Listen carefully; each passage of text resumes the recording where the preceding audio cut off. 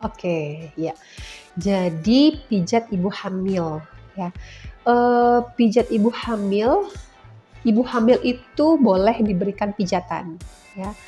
Asalkan dengan, apa namanya, teknik yang benar, kemudian ada titik-titik yang tidak boleh dilewati untuk ibu hamil karena titik-titik itu yang bisa, menstimulasi ataupun bisa memicu kontraksi. Jadi pijat ibu hamil boleh diberikan dari mulai awal kehamilan.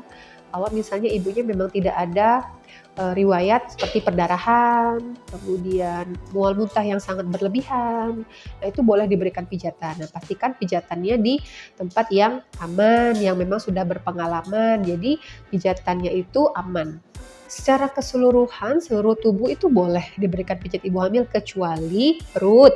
Nah, perut, kemudian daerah payudara, karena dari daerah payudara juga bisa menstimulasi ya, kontraksi tadi. Kemudian ada titik-titik yang namanya akupresur yang bisa memicu kontraksi tadi. Misalnya ya, salah satunya di sini.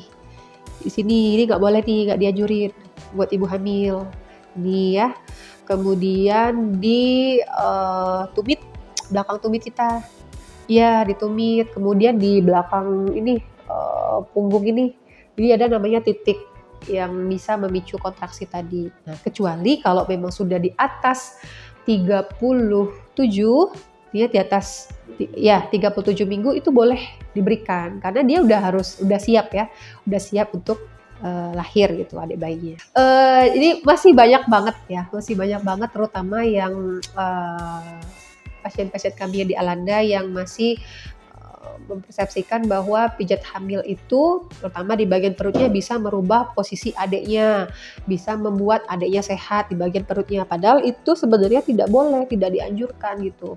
Jadi kalau misalnya ketika ibu hamilnya posisi adik bayinya masih sungsang ya, artinya kepalanya belum di bawah, nah itu bisa berlatih dengan beberapa gerakan yoga. Kalau sebenarnya pantangan itu mungkin mitos ya, kita berbicara mitos ya. Kalau untuk mitos sebenarnya masih banyak banget di masyarakat kita ini yang masih percaya mitos-mitos. Misalnya tidak boleh hal yang sepele aja ya, misalnya tidak boleh keluar sebelum 40 hari, atau misalnya tidak boleh memotong kuku adik bayinya atau tidak boleh mencukur adik bayinya gitu rambutnya sebelum 40 hari. Nah, itu sebenarnya masih katakan mitos gitu.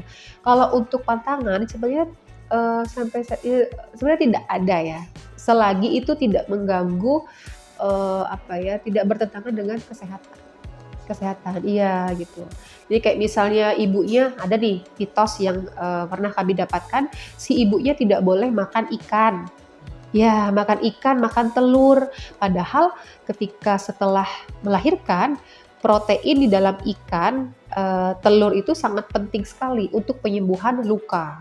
Baik luka jahitan, buat gizi ini ya, pada saat menyusui tadi ya. Nah, itu sangat penting.